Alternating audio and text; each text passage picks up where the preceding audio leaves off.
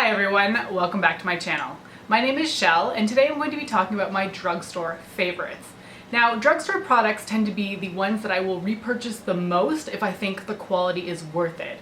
There's just something really great about finding a product that is completely comparable to a high-end one from Sephora, let's say, and discovering that it works just as good as that higher, more expensive item. Because if an item is drugstore and just as good as the higher quality version of it, because there's usually some kind of duplication from the drugstore and high end, then I'm more likely to keep purchasing the drugstore version. And in looking at all the items that I've amassed for this video, I'm quite surprised actually at just how many products are repurchases and then ones that I continue to use in my day-to-day makeup. So let's get right into it. The first item I'm going to talk about has got to be the one that I've got the most of, and that is the NYX Butter Glosses. I have a lot of shades. When they first launched them, I bought every single color that they had because I was obsessed. These glosses are fantastic because they're just so easy. They smell nice, they look beautiful on the lips, they feel comfortable, they're not sticky, and they come in a huge variety of colors. I mean, here's a nude, Tiramisu. This one has been used the most out of all of them that I have. I've got a red here called Red Velvet. Peach Cobbler is a bright orange coral. And then this one here is Peaches and Cream.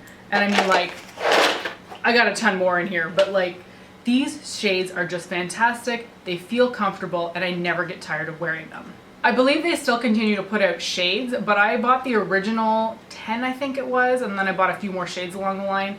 I clearly don't need any more at this point, so I've stopped purchasing them, but I've got lip gloss for years now. Sticking with NYX, I have a product that I continue to purchase in bulk, and that is the NYX Micro Brow in Taupe. You may have seen in my IMATS haul that I bought like 3 or 4 of these, and in hindsight, that was not enough. I go through these constantly because it is the best product for my brows. The color match is good. I think it gives me a pretty defined brow. I'm not especially good at my eyebrows. In fact, I consider it one of the weakest points in my makeup routine. But I find that having a very fine point tip really helps me to draw out the brows that I'm just completely lacking. I find this completely comparable to the Anastasia Brow Wiz, which I have owned in the past. I think they are no different. Like literally no different. And in fact, I think the NYX may actually have more colors. So if you've been using the ABH one and you want a cheaper alternative, take a look at the NYX one because I have not gone back to the ABH one after getting the NYX. A mascara that I recently discovered, as in like this past year, was the Maybelline Lash Sensational Luscious Full Fan Effect Mascara. Now that's one heck of a name, and I actually think the US version of it has a slightly different name, so just look for something in this black tube with pink on it.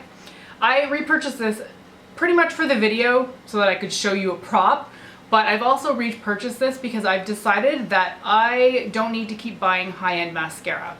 There are a few high-end mascaras that I really love, like the Makeup Forever Smoky Stretch and the Tarteist Lash Paint.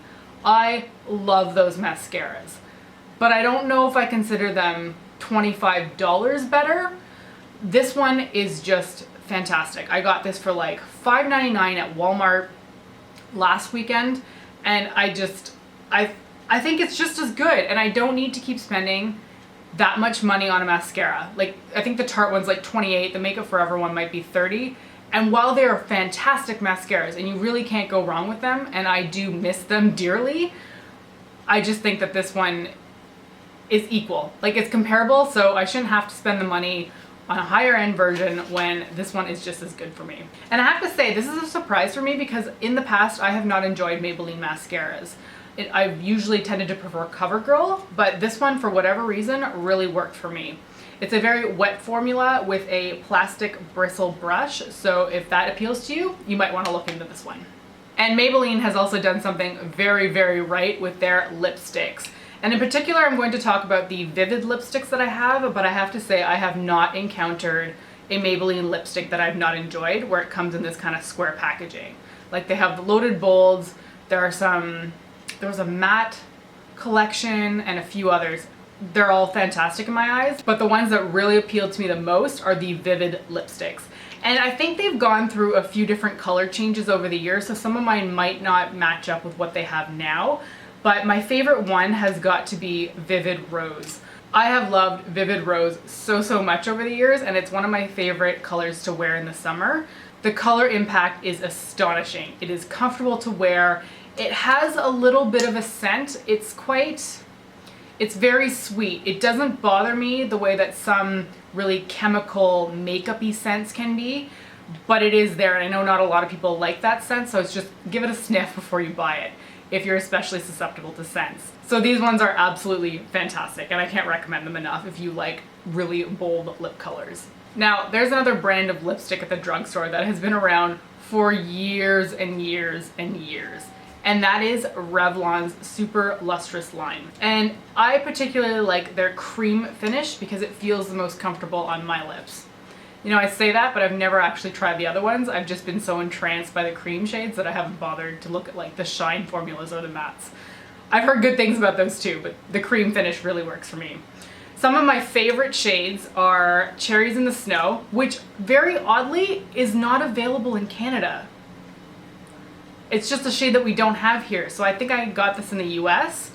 And the other one is Fire and Ice, and this shade has been around, is it since the 50s? Maybe the 40s? Something like that. I think this shade really lights up my face when I wear it, and I tend to get a lot of compliments on my lipstick when I am wearing it, so that lets me know that other people like it as well.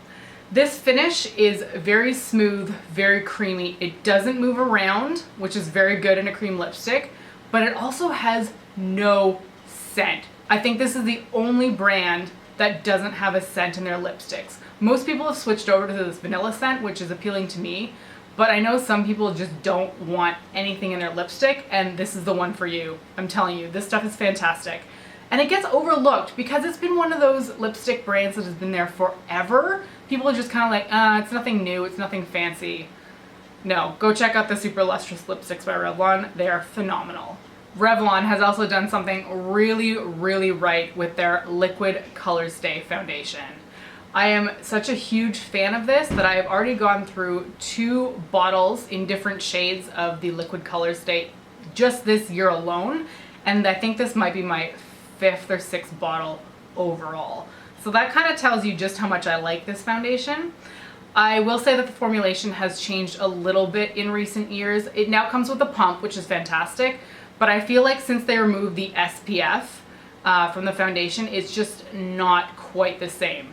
That being said, I would pick Color Stay over any other foundation that I've tried at the drugstore, so that kind of tells you that I still love it. It also comes in combination oily, this one is that, and it comes in a dry formula as well. So, you know, you can pick which side of the spectrum you're on and have it work for you.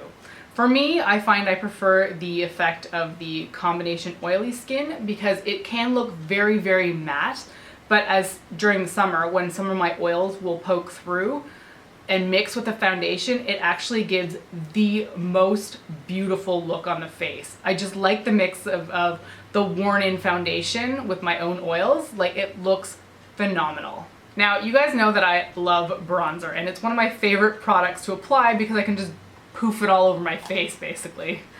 And I have gone through quite a few Physicians Formula bronzers over the years, but my favorite one has to be the newest release, which is their Butter Bronzer.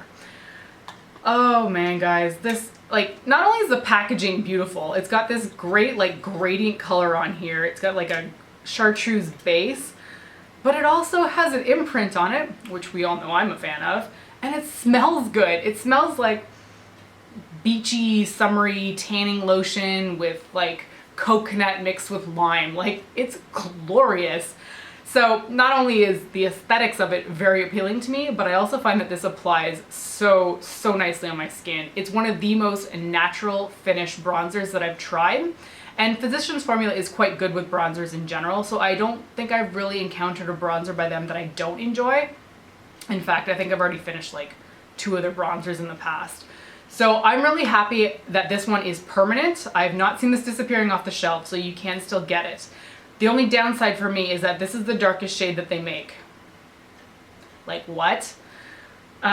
This is their bronzer shade, and they have a light bronze shade. It's just really unfortunate that they don't make anything darker than this, because I can't even wear this during the summer because it just becomes my skin tone.